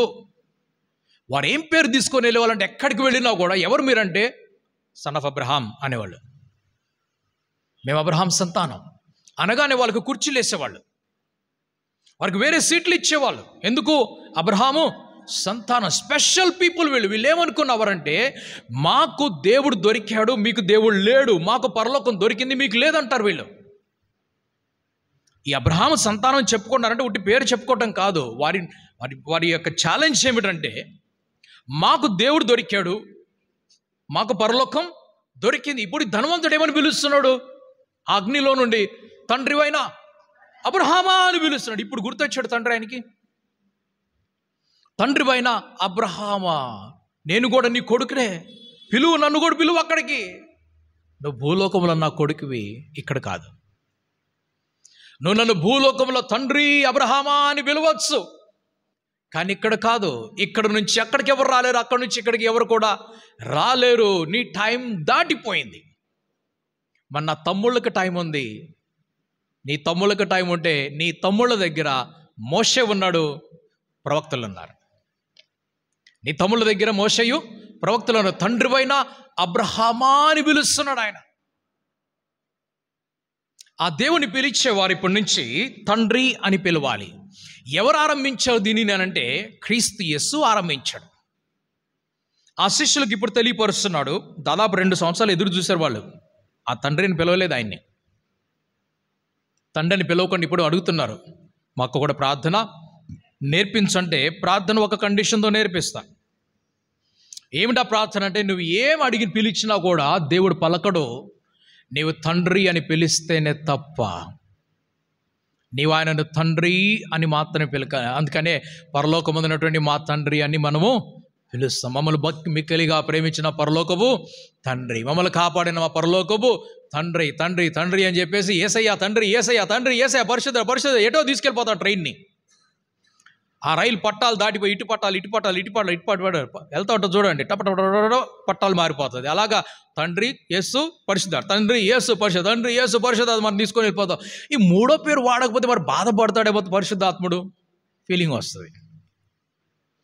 లాస్ట్లో ఏమని తీసుకొని వస్తావు? నీ ప్రియ కుమారుడును మా రక్షకుడైనటువంటి మా ప్రభు అయిన యేసుక్రీస్తు నామములో ప్రార్థన సమర్పిస్తున్నామని చెప్తున్నా, చేస్తున్నామని చెప్తున్నావు, ఇవన్నీ చేస్తూ ఉంటావు. ఓకే, 30 నిమిషాలు చేసి చిన్న ప్రార్థన అంటాం. మళ్ళీ అసలు 30 నిమిషాలు చిన్న ప్రార్థన అయితే మరి పెద్ద ప్రార్థన 3 రోజులు ఉంటుందేమో. దేవునికి చేయాలి. 3 రోజులు ప్రార్థన చేయండి. మీ గుహలో మీరు కూర్చొని ప్రార్థన చేయండి. మీ గుహ అంటే మీ ఇంట్లో మీరు కూర్చొని 30 రోజులు ప్రార్థన చేయండి. స్తోత్రం. ఈరోజు ఒక ప్రేయర్కి వెళ్తే 30 సెకండ్లే మాకు టైం ఇచ్చారు ప్రార్థనకి. అందరు చేయాలి 30 సెకండ్లే, 31వ సెకండ్కి వెళ్ళొద్దు అన్నారు. 29 సెకండ్లు అందరూ ప్రార్థన చేసాం ఒక్కొక్కరు. ఓకే, పరలోకమందున్నటువంటి మా తండ్రి అని పిలుస్తూ ప్రార్థన అంతా కూడా ఆ తండ్రికే సంబోధిస్తూ చేస్తూ మా ప్రార్థనను మా ప్రభు అయినటువంటి మీకు కుమారుడైనటువంటి మాకు ప్రభు అయినా మాకు రక్షకుడైనా మీకు కుమారుడైన క్రీస్తు యేసు నామములో అడుగుతున్నాం, లేక సమర్పిస్తున్నాం అని చెప్తాం మనము. ఓకే, ఇప్పుడు పరిశుద్ధాత్ముడు రాలేదు ప్రేయర్లో. అందుకేం చేస్తాం? హోలీ స్పిరిట్, పరిశుద్ధాత్ముడా స్తోత్రం, యేసయ్య ఆమెన్, తండ్రి స్తోత్రం ఆమెన్, యేసయ్య మారిపోతూ ఉంటాం మనం. ఓకే, ప్రార్థనలో తండ్రిని క్రీస్తు యేసు నామములో అడుగుతుంటే అడిగింప చేస్తున్నవాడు ఎవరు అని అంటే పరిశుద్ధాత్ముడు. ఆయన లేకపోతే నువ్వు ప్రార్థన చేయలేవు. అలా నువ్వు ప్రార్థన చేయలేవు. ఓకే, ఆయన లేని ప్రార్థనలు ఎలాగొంటి అంటే, తండ్రి నువ్వు మమ్మల్ని ప్రేమించావయ్యా, కాపాడావయ్యా, అయ్యా ఇదిగో ఈరోజు నేను రాత్రి లేటుగా పడుకున్నాను, పొద్దున్న కూడా లేటుగా లేచాను, అయినా కూడా నువ్వు నన్ను కాపాడావు, నువ్వు నాకు సాయం చేసావు. అలారం మోగింది, లెగవద్దు అనుకున్నా నేను, అయినా నువ్వు లేపావు. నేను ఏం చేద్దామని ఆలోచిస్తూ ఉంటే ఎవరో ఈరోజు ఫోన్ చేశారు. ఫోన్ చేసి నన్ను ప్రార్థనకి రమ్మన్నారు. ప్రభా అక్కడి నుంచి రిక్షా పట్టుకున్నాను, దొరకలేదు.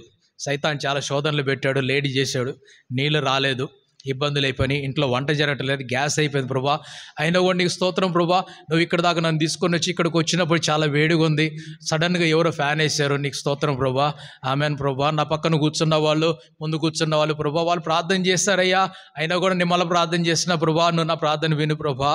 ఇక్కడ తండ్రి ప్రార్థన చేయమన్నా అసలు మేము ఎందుకు వచ్చావు నీకు తెలుసు ప్రభా, నీకు తప్ప ఎవరికి తెలుసు ప్రభా. ఈ ప్రార్థన మేము వచ్చిన కారణం నీకే తెలుసు ప్రభా, నీ బాగా తెలిసినవాడు ప్రభా, నువ్వు హృదయాన్ని ఎరిగినవాడు ప్రభా.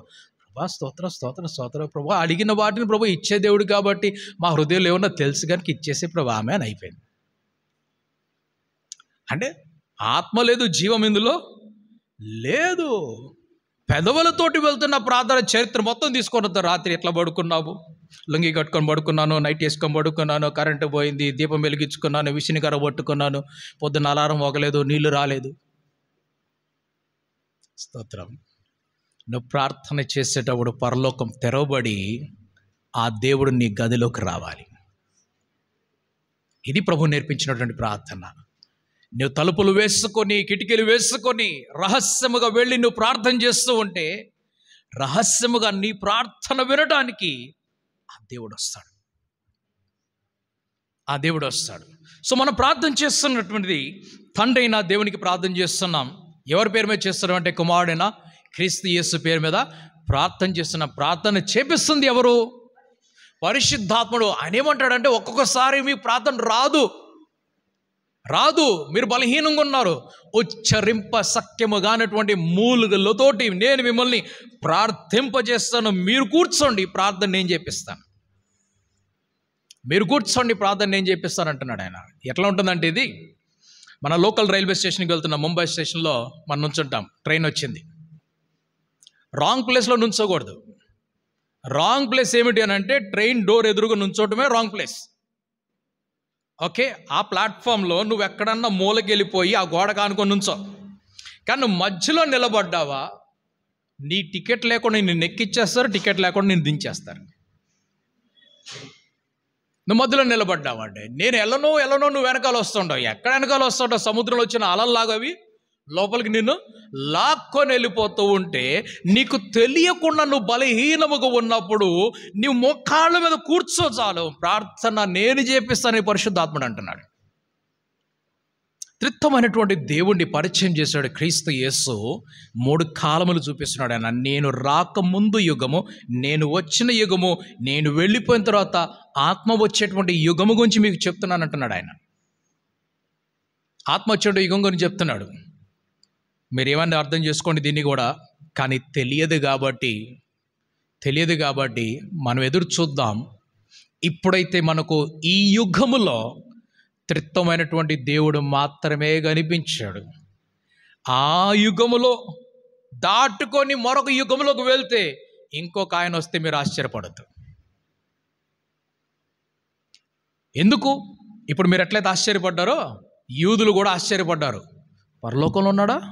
నువ్వు కూడా దేవుడివేనా? 2 ఉన్నారా? కొంచెం సమయం అయిన తర్వాత 2 కాదు 3 ఉన్నారు అంటున్నాడు ఆయన. 3 ఎవరు? నాకు ముందు వచ్చిన, నేను నా తరువాత వస్తున్నా. 3 ఉన్నారా? ఈ మాట వినేటప్పుడు కోపం వచ్చింది. కోపం వచ్చేసింది. కోపం వచ్చి ఈ ప్రజలు ప్రభువుని సిలువ దగ్గరికి తీసుకెళ్ళిపోయారు. సిలువ వేసేస్తారు. ఈ మాటలకే సిలువ వేసేస్తారని చంపేస్తారు. ఆయన సజీవుడిగా బయటకు వచ్చాడు. అయిపోయింది. 10 సంవత్సరాలు గడిచిపోయింది. ఈ ప్రజలకు ఎట్లా చెప్పాలి? ఎవరు ముందుకు వెళ్ళట్లేదు. పేతురు మాత్రం పైపైన వాక్యం చెప్తున్నాడు. ఇంతకుముందు ఇది బాగానే చెప్పాడు, ఇప్పుడు చెప్పట్లేదు. ఆయన ఒక ప్రసంగం చేస్తే 3000 మంది ఆ రోజు బాప్తిజం తీసుకున్నారు. తర్వాత రాలేదు. రోజు చేర్చబడుతున్నారు అంటున్నారు. కానీ పేతురు ఇటు పోతున్నాడు. కానీ ఈయన భోజనం చేయడానికి వస్తున్నారు మనుషులు. వీళ్ళకి నేను ఏదో ఒకటి చేయాలి, ఇప్పుడు పట్టుకోవాలి వీళ్ళని. ఈ భోజనం చేయడానికి వస్తున్న మనుషులు ఇక్కడ ఉన్నారు కదా, వాళ్ళ దగ్గరికి ఎందుకు? పేతురు ఏమంటున్నాడు? మేము ఇక్కడ కూర్చొని, యోహాను, యాకోబు, నేను, మిగతా వాళ్ళందరం కూడా మేము ఇక్కడ కూర్చొని భోజనాలు వడ్డిస్తుంటే సువార్త ఎవరు చెప్తారు? మేము వెళ్తున్నాం ఎక్కడికి? ఇంటింటికి వెళ్ళి మేము సువార్త చెప్పి మేము రొట్టె విరిచి వారికి ప్రభు దగ్గరికి మనం వాళ్ళని తీసుకొని వస్తున్నామని చెప్తున్నారు. ప్రభు దగ్గరికి వచ్చిన వాళ్ళని ఇంకా మన ఆలయంలోకి తీసుకొని వస్తున్నారు. రాని వారిని సువార్త చెప్పుకుంటూ వెళ్తున్నారు. కానీ ఒక పెద్ద మీటింగ్ నడవట్లేదు. వారి ఇంటింటి వెళ్తున్నారు. ఇప్పుడు డోర్ టు డోర్ ఇవాంజలిజంకి వెళ్ళిపోయారు. ఎవరు? 12 మంది అపోస్తలులు. ఇది చూసిన తర్వాత ఇన్ని రోజులు అయిపోయింది, ఒక్క రివైవల్ మీటింగ్ నడవట్లేదు. ఏం చేయాలి? ఏదో ఒకటి ఉపాయం ఆలోచించాలని చెప్పేసి వడ్డిస్తూ స్టిఫెన్ అంటున్నాడు, నీ ప్రభు గురించి నీకు తెలుసా అని అడిగాడు. తెలుసా అని అంటే ఎవరు అంటే, మీరు సిలువ వేశారు చూడు, మీరు సిలువ వేశారు. స్టిఫెన్ కూడా ఉన్నాడు, అప్పుడు బతికే ఉన్నాడు. స్టెఫెను క్రీస్తు యేసు సిలువైబడినప్పుడు సజీవంగా ఉన్నాడు. అదే ప్రదేశంలో ఉన్నవాడు ఆయన. ఏమన్నాడు? నువ్వు ఆ రోజు వచ్చావు కదా. ఇంకొక వ్యక్తిని చూసి ప్లేట్లో వడ్డిస్తే ఉంటాడు, సిలువ వేసావు. తెలుసా నీకు ఎవరు ఆయన? సిలువ వేసావు. ఒక్కొక్కరిని రెచ్చగొట్టేస్తున్నాడు ఆయన. చెప్దామని, ప్రభు గురించి చెప్దామని. అయితే ఈ సంఖ్య ఏమైపోయిందంటే పెరిగిపోయేటప్పుడు వాళ్ళందరూ గుంపులుగా వస్తుంటే ఈయన గంటి పక్కన పెట్టేసి ఇప్పుడు బోధ చేయడం ప్రారంభించాడు. బైబిల్ లేదు కదా ఆ రోజు. బైబిల్ ఏమి కూడా లేదు, బైబిల్ లేదు. ఈరోజు ఎవరైనా బైబిల్ లేకుండా బోధ చేయడానికి వెళ్ళిపోతే మాత్రం ఆ వాక్యం ఎంత అద్భుతమైన వాక్యమైనా, ఎంతమందిని విడుదల ఇచ్చినా కూడా, ఎంతమందికి స్వస్థత ఇచ్చినా, ఎంతమందికి రక్షణ ఇచ్చినా కూడా ఆయన ఏం పాస్టర్ అండి, ఏం బోధ కూడా ఆయన బైబిల్ పట్టుకోకుండా బోధ చేశాడు. భయపడి నేను బైబిల్ పట్టుకోవాల్సి వస్తుంది. నేను తెరవకుండా వాక్యం చెప్తూ ఉంటాను. ఎందుకంటే చెప్పేది బైబిల్ వాక్యమే కదా. నువ్వు తెరిసే చెప్పానంటావు, నేనంటే నేను తెరవకుండానే చెప్తానంటాను. నువ్వు ఒప్పుకోవు. అందుకని నీకోసం నేను బైబిల్ పట్టుకోవాల్సి వస్తుంది. దేవునికి స్తోత్రం. సో స్టెఫెన్ ఏం చేస్తున్నాడు? ఆ రోజు బైబిల్ లేకుండానే వాక్యం చెప్తూ ఉంటే ఆయనకు ఆ చరిత్రను జ్ఞాపకం చేసిన వాడు ఎవరు? ఆదం మొదలుకొని నేను ఎక్కడైనా వెళ్ళినప్పుడు, నేను మీటింగ్స్కి వెళ్తూ ఉంటే నేను పూర్తి బైబిల్ చెప్పి వస్తాను. నేను ఇట్లా ఒక్కొక్క ముక్క నేను చెప్పను ఎక్కడ కూడా.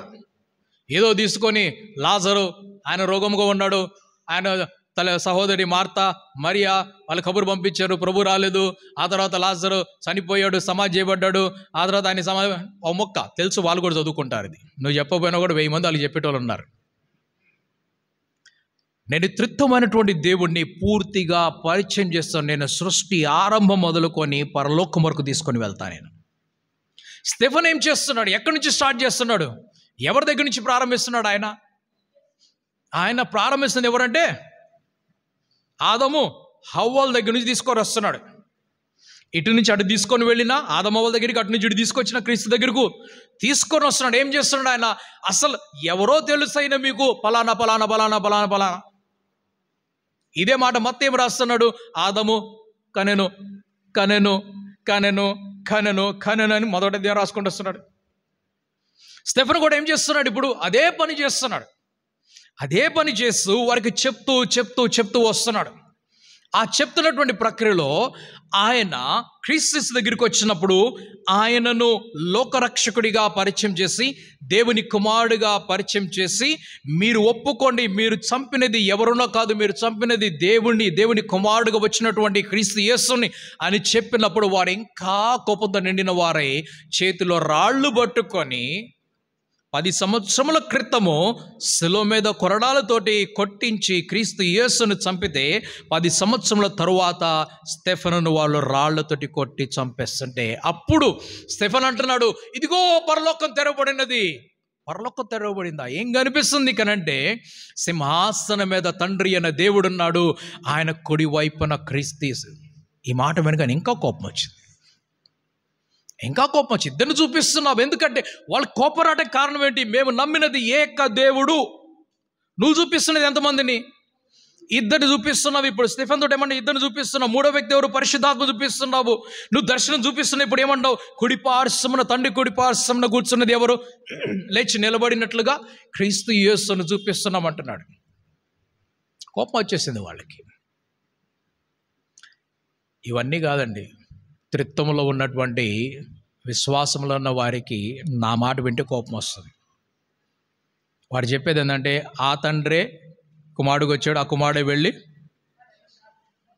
He came, he went, he came, అంతే కదా? ఆయన వచ్చాడు, వెళ్ళాడు, ఆయనే మరలో వచ్చాడు అంటారు. లేదు లేదు లేదు, ముగ్గురు కనిపిస్తున్నారు ఇక్కడ. ముగ్గురు కనిపిస్తూ ఉన్నారు. ఇంకా అనేక లేఖన భాగాలు మీకు గతంలో నేను ధ్యానం చూపించాను, మరల తర్వాత నేను చూపిస్తాను వాటి గురించి. ముగ్గురు కనిపిస్తుంటే ప్రతి ప్రదేశం కూడా చూపిస్తూ ఉంటాను మీకు నేను. ముగ్గురు దేవుళ్ళు కాదు, ముగ్గురు కూడా ఏకమైన దేవుడై ఉన్నారు. వారు ఏకమై ఉన్నారు. దేవుడు అన్నారు. తండ్రి అయిన దేవుడు, కుమారుడైన దేవుడు, పరిశుద్ధాత్ముడైన దేవుళ్ళు అని చెప్పలేదు. దేవుళ్ళు అని అంటే మీరు చెప్పవచ్చు, యూదులు కోపం నిజమే, సహజం, అది రావాలి. దేవుళ్ళు అని చెప్పినప్పుడు రావాలి. దేవుళ్ళు అని చెప్పకుండా ఆయన అని అంటున్నారు. ఆయన మనం ప్రార్థన చేసినప్పుడు తండ్రి అయిన దేవునికి, కుమారుడైన క్రీస్తు నామములో ప్రార్థన చేస్తున్నప్పుడు ప్రార్థన చెప్పిస్తుంది ఎవరు? పరిశుద్ధాత్ముడు మనకు ప్రార్థన చెప్పిస్తున్నాడు. ఈ త్రిత్వమైనటువంటి దేవుడి గురించి మనం ధ్యానం చేస్తూ ఉండగా ఈ కొరింథీలో ఉన్నటువంటి సంఘముతోటి పౌలు ఆ రోజు ఏం మాట్లాడుతున్నాడంటే 12వ అధ్యాయం 1 కొరింథీ పత్రిక 1వ వచనం చదువుకొని ముగించుకుందాం. మరియు సహోదరులారా, ఆత్మ సంబంధమైన వరములను గూర్చి మీకు తెలియకుండా నాకు ఇష్టము లేదు. ఆత్మ సంబంధమైన వరములు ఉన్నాయి, వాటి గురించి మీకు తెలియదు, మరి నాకు తెలుసు. అయితే నేను నా దగ్గర వాటిని దాచిపెట్టుకోను. ఒకవేళ నేను దాచిపెట్టుకున్నట్లయితే నాతో పాటు నశించిపోతాయి అవి. నాకు ఇవన్నీ ఎక్కడి నుంచి కలుగుతున్నట్టు ఆయన అంటున్నాడు, నాకు ప్రత్యక్షతలు కలిగినాయి అంటున్నాడు. ఓకే, మీరు అన్యజనులై ఉన్నప్పుడు మోగ విగ్రహములను ఆరాధించుటకు ఎటుపడినా అటు నడిపించబడితరని మీకు తెలియను. వీరెవరిప్పుడు? మొదటిగా అన్యజనులుగా ఉన్నవారు. ఓకే, రెండవ గుంపు దగ్గరికి వస్తున్నాం. ఇందులో ప్లస్ రెండవ గుంపు. ఇందుచేత దేవుని ఆత్మ వలన మాట్లాడు వాడెవడునో యేసు శాపగ్రస్తుడని చెప్పడనియు, పరిశుద్ధాత్మ వలన తప్ప ఎవడునో యేసు ప్రభువని చెప్పలేడనియో నేను మీకు తెలియచేయుచున్నాను. కృపావరములు నానా విధములుగా ఉన్నవి కానీ ఆత్మ ఒక్కడే. తర్వాత వెళ్దాం మా దగ్గరికి. ఒకరేమో యేసు శాపగ్రస్తుడని చెప్తుంటే ఒకరేమో యేసును ప్రభువు అని ఒప్పుకుంటూ ఉన్నారు. మీరు అన్యజనులై ఉన్నప్పుడు మూగ విగ్రహములను, ఈ మూగ విగ్రహములు అంటే కేవలం అన్యజనులని అనుకోకూడదు. యూదులు వారి వ్యక్తిగత జీవితంలో, ఈ యూదులు ఎవరు? ఈ అబ్రహాము సంతానము నేటికి ఈ 2500 సంవత్సరములు ప్లస్ ఒక 3000 సంవత్సరములు, అంటే దాదాపుగా 5500 సంవత్సరములు వారు అన్య దేవతల వెనకాల ఎక్కువగా వెళ్ళి, దేవుణ్ణి తక్కువగా అనుసరించారు. వారేం చేసేవారంటే కష్టం వచ్చినప్పుడు, నష్టం వచ్చినప్పుడు దేవుని దగ్గరికి వచ్చేవాళ్ళు. యుద్ధం యెహోవాదే అంటారు. మళ్ళా దేవుడు యుద్ధం చేసి వాళ్ళని విడిపిస్తారు. విడిపించిన కొన్ని రోజుల తర్వాత, కొంతకాలం తర్వాత మరలా ఏదో ఒక దేవతను తెచ్చుకుంటారు వాళ్ళు. ఆ బయలు దగ్గరికి వెళ్తారు, లేకుంటే అష్టారోత్ దగ్గరికి వెళ్తారు, ఆషేర్ దగ్గరికి వెళ్ళిపోతారు, మొలెక్ దగ్గరికి వెళ్తారు, రకరకాల దేవుల దగ్గరికి వెళ్ళిపోతారు. ఏలియా ఏమంటున్నాడు? బయలు దేవుడైతే నిరూపించుకోమను. ఓకే, యెహోవా దేవుడైతే నేను నిరూపిస్తానని చెప్తున్నారు. ఎవరితో అన్నారు? మీరు ఎంతకాలం 2 మనసులలో కొట్టుమిట్టాడుతూ ఉంటారు అని అడిగాడు. 2 మనసులో ఇద్దరిని పెట్టుకొని నడుస్తున్నారు వాళ్ళు. ఈ దేవుడు కూడా కావాలి, ఆ దేవుడు కూడా కావాలి. కొంతమంది ఇళ్ళలో చూసినట్లయితే వారి ఇళ్ళలో ఫోటోలు ఉంటాయి. ఈ ఫోటోలు దేవుళ్ళ ఫోటోలు ఉంటాయి. కొందరి ఇళ్ళలో ఒక ఫోటో ఉంటుంది, అయితే కొందరి ఇళ్ళలో 2, 3, 4, 5, కొంతమంది ఇంట్లో ఒక గది నిండా ఫోటోలు ఉంటాయి. ఓకే, అందులో ఒక పెద్ద ఫోటో ఏ ఫోటో అని అంటే, వారు పుట్టినప్పుడు వారి తల్లిదండ్రులు వారికి పరిచయం చేసిన ఆ దేవుడు దేవత ఫోటో ఉంటుంది. ఓకే, దానికంటే కొంచెం చిన్న సైజ్ ఫోటో ఎవరిది అని అంటే, ఆ తర్వాత ఏదో కావాలని వీళ్ళు అడిగారు. డబ్బు కావాలంటే డబ్బు అడిగితే ఆ డబ్బు ఇచ్చే దేవత ఫోటో అందులో. జ్ఞానం కావాలంటే జ్ఞానం ఇస్తే ఆ దేవతను ఆరాధించడానికి ఆ ఫోటో, బలం కావాలంటే ఆ దేవుడిని ఆరాధించడానికి ఆ ఫోటో తెచ్చుకున్నారు. ఇలాగ రకరకాల ఆరోగ్యం కావాలంటే ఇది, ఆయుష్ కావాలంటే ఇది, పిల్లలు కావాలంటే ఇది, అది కావాలంటే ఇది కావాలంటే ఇది, పొలం కావాలంటే, పంటలు కావాలంటే రకరకాలు. అందుకు వారి ఇంట్లో రకరకాల దేవుళ్ళు. ఎన్ని దేవతలు ఉన్నారంటే 33 కోట్ల దేవుళ్ళు ఉన్నారంటే మనిషికి 33 కోట్ల అవసరాలు ఉన్నాయని అర్థమా? అనుకుందాం, మరి దేవుడు ఎందుకు కావాలి మనకి? మన మాట వినేవాడు కావాలి, మనం చెప్పింది చేసేవాడు కావాలి, మనం అడిగింది మనకు ఇచ్చేవాడు కావాలి. అది కాకపోతే మనకి ఎందుకు దేవుడు? ఎందుకు మనం దేవుడి దగ్గరికి వస్తాం చెప్పండి? ఎవరైనా కూడా ఎందుకు దేవుడి దగ్గరికి వస్తున్నారు? ప్రార్థనలు చేసేది ఏంటి? అడగటమే కదా. అదే చేస్తున్నాము. ఇవ్వకపోతే మనం ఎందుకు ఆయన అనుసరిస్తామో ఆయన వదిలిపెట్టేసి మనం వెళ్ళిపోతాం. మనకి ఇస్తున్నారు కనుక నమ్మకంతో ఆయన దగ్గరికి వచ్చాం, మనం కొనసాగుతూ ఉన్నాం. ఈరోజు ఇవ్వలేదయ్యా, నువ్వు రేపిస్తావులే, నీకు తెలుసులే, నువ్వు బాగానే ఆయన అంటుకొని కూర్చొని ఉన్నాం. మనకి దేవుడు ప్రధానంగా ఎందుకు అవసరం అని అంటే, మనకు అడిగినది ఇచ్చేవాడు, అడిగిన వెంటనే ఇచ్చేవాడు, మాట్లాడేవాడు, మాట వినేవాడు, సహాయం చేసేవాడు, కాపాడేవాడు, ముందుకు నడిపించేవాడు, హెచ్చించేవాడు, అని చేసేవాడు మనకు కావాలి. ఆయన మనకి దేవుడు. రెండోది ఉన్నది, అది కొంచెం సైడ్లో వస్తుందిలేండి, ముందు ఇది వస్తుంది. అదేంటంటే పరలోకానికి తీసుకొని వెళ్ళేవాడు మనకు దేవుడు కావాలంటాం. అది తర్వాత సైడ్లో వస్తుంది. కానీ ట్రాక్ మొత్తం ఎందులో నడుస్తుంది? ట్రాక్ మొత్తం కూడా భూలోక వసతుల్లో నడుస్తుంది. లాస్ట్లో వస్తుంది, ప్రభు నీ చిత్త ప్రకారంగా జీవించి మనస్సు నాకు ఇచ్చేసి ఆమెన్ అయిపోయింది. అది పరలోకానికి సంబంధించింది. ఓకే, సో మన ధ్యాస అంతా కూడా దీనిలో వెళ్ళిపోతుంది. అడిగే దానిలో, పొందుకునే దానిలో వెళ్ళిపోతూ ఉంటే ఈ మనుషులు 33 కోట్ల దేవతలను తెచ్చుకున్నారు. ఇన్ని అవసతులు ఉన్నాయా? ఆలోచిద్దాం. ఇన్ని అవసతులు ఉన్నాయా మనిషికి? ఇన్ని కష్టాలు ఉన్నాయా మనిషికి? ఇన్ని పనులు ఉన్నాయా మనిషికి? దేవుడు 3 దూతలను చేశాడు, 3 భాగాలకి చేశాడు. 1 యుద్ధం చేసేటువంటి దూతలుగా, 2 దేవుని మాటలను తీసుకొని వెళ్ళే దూతలుగా చేశాడు. అంతేనా? 3వ దూత మూడవ దూత జ్ఞానము పంచేటువంటి దూత కనిపిస్తున్నాడు. ఆ దూత పడిపోయాడు. అవునా? మన సంగీతం వరకే చూస్తాం, ఆయన్ని సంగీతం వరకే చూస్తాం. అసలు దేవుడి గురించి చెప్పాల్సింది ఎవరంటే ఆయన. ఎవరు? లూసిఫర్. దేవుడి గురించి ప్రజలకు చెప్పవలసిన వాడు ఆయన. ఓకే, సమాచారం తీసుకొని వెళ్ళవలసిన వాడు గాబ్రియల్. యుద్ధము చేసేవాడు మిఖాయేలై ఉన్నాడు. అయితే ఈయనేం చేశాడంటే ఇప్పుడు మనుషులను తన వైపు తిప్పేసుకున్నాడు. అంటే ఆ దూతలను ముందుగా తన వైపు తిప్పేసుకొని నన్ను దేవుణ్ణి చేయండి అని అడిగాడు. నన్ను దేవుణ్ణి చేయండి అంటే మీకు అర్థం చేస్తాడు. చిన్నది చెప్పి ముగిస్తాను నేను. దావీదు తన పట్టణంలో ఉన్నాడు, తన నగరంలో, తన పట్టణంలో, తన యొక్క భవనంలో ఉన్నాడు.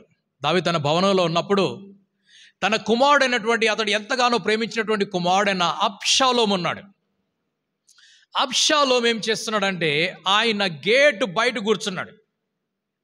దావీదు తన భవనములో ఆయన సింహాసనం మీద కూర్చొని ఉంటే ఆయన కుమారుడైనటువంటి అబ్షాలోము గేటు బయట సింహాసనం వేసుకొని అక్కడ కూర్చున్నాడు. ఒక పెద్ద ఆసనం వేసుకొని, పీఠం వేసుకొని కూర్చున్నాడు.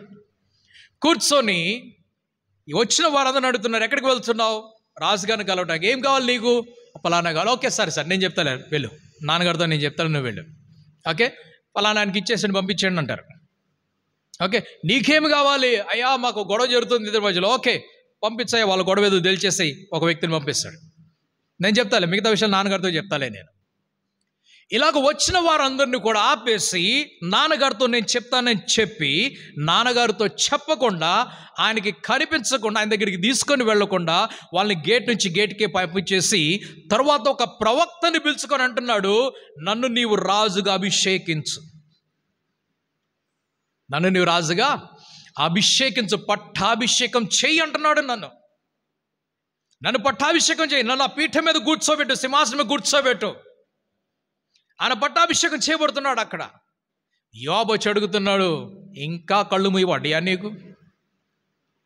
పితృ ప్రేమ నుంచి బయటికి రాలేకపోతున్నావా? పుత్ర ప్రేమ నుంచి ఓకే బయటికి రాలేకపోతున్నావు, నీ కుమారుడి ప్రేమ నుంచి బయటికి రాలేకపోతున్నావు. నీ కొడుకు రెండో సింహాసనం కట్టేశాడు, సగం మందిని తన వైపు తీసేసుకున్నాడు, ప్రజలందరూ ఆయన వైపు వెళ్ళిపోయాడు, సైన్యం ఆయన వైపు వెళ్ళిపోయారు, ప్రవక్తలు ఆయన వైపు వెళ్ళిపోతున్నారు. నీకు ఇంకా కళ్ళు తెరవబట్టలేదు, ఇక్కడ కూర్చొని ఉన్నావు. రాజాభిషేకం అక్కడ జరిగిపోతూ ఉన్నది, నడిచిపోతున్నది. ఇదే పని ఆ లూసిఫర్ పరలోకములు దూతలతో చెప్పన్నాడు, నేను దేవుని సింహాసనం మీదకి వెళ్ళి, దేవుని కొండ మీదకి నేను ఎక్కి కూర్చుంటాను, అక్కడ మీరు నన్ను అభిషేకించండి.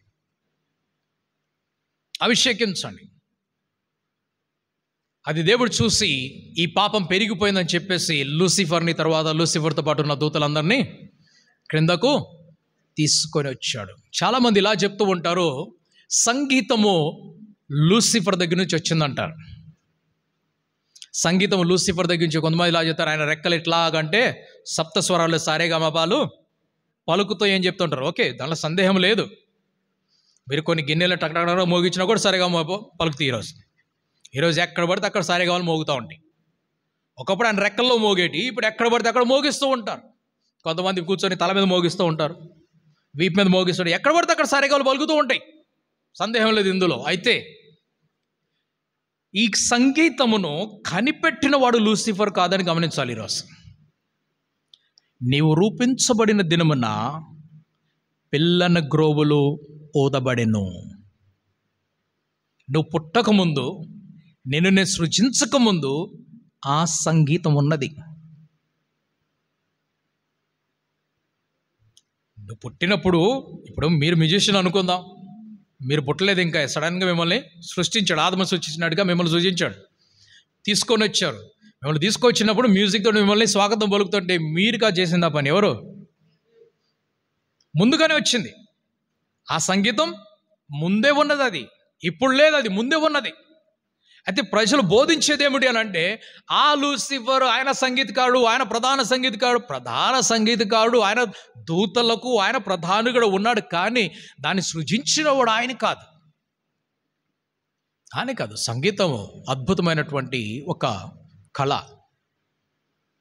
ఆ సంగీతాన్ని మనం వాడుకుంటాం. అయితే ఈరోజు క్రైస్తవులు కేవలం సంగీతం మాత్రమే వాడుకొని ఇష్టం వచ్చిన మాటలు దాన్ని కలుపుకొని ఇష్టం వచ్చినట్టు కేకలేసుకుంటున్నారు. ఏం అర్థం లేదు అందులో, ఏమి లేకుండా వెళ్ళిపోతూ ఉన్నారు. ఓకే, సో లూసిఫర్ ఒకప్పుడు ఆ దేవుడి గురించి చెప్పవలసిన వాడిగాను, ఇది తప్పు అని చెప్పవలసిన వాడై ఉన్నటువంటి ఆ మనిషి ఏం చేస్తున్నాడంటే తప్పు చేపిస్తూ వెళ్తున్నాడు ఆయన. ఓకే, ఎంతమంది దూతలను దేవుడు సృజించుకున్నాడు? ఎన్ని అవసరాల కోసం? 3 అవసరాల కోసం సృజించుకున్నాడు. మిగిలినన్నీ వచ్చేస్తున్నాయి. అసలు ఇవన్నీ పనులు చేసేటువంటి దూతలు, ఇవన్నీ గుణములు ఎవరిలో ఉన్నాయి? సర్వ సామర్థ్యము ఆ దేవునిలో ఉన్నది. ఆయన పంచిచ్చేవాడు. ఇప్పుడు కృపావరములు నానా విధములుగా ఉన్నవి, ఆయన పంచిస్తున్నాడు. ఎలాగైతే వీరికి యుద్ధము, వీరికి సమాచారం, వారికి జ్ఞానం, వారికి ఇది పంచిచ్చాడు దేవుడు, అలాగూ ఆత్మ వరములను పంచి ఇస్తున్నాడు. ఇప్పుడు ఒక్కడే ఆత్మ. నెక్స్ట్ మనం చూస్తాం మిగతా విషయాల్ని. ఆత్మ వరములను పంచి ఇస్తూ ఉన్నాడు.